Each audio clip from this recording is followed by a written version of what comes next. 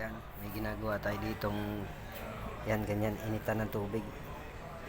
So, tines ko dito, wala namang naging problema. Ito.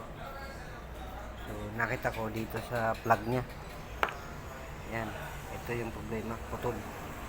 Sunog.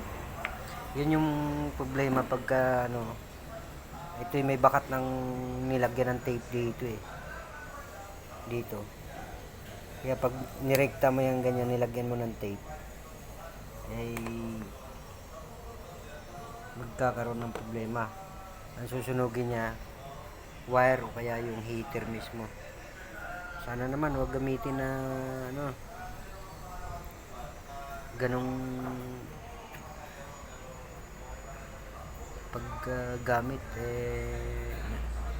buti ko ganyan lang nangyari. Paano kung nasunog yung pinagsaksakan mo, di ba? Sana naman ay sa mga gumagamit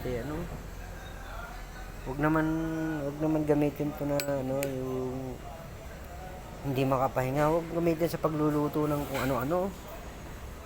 Kasi pag nagluto ka, syempre re-rekta mo to kasi mag-automatic yan. So, anong nangyari? Ito, sunog. Yan, putol. Ito yung pinanggalingan niya, no? So, sana po tayo maging responsable naman doon sa mga gamit. Ano po? Ay,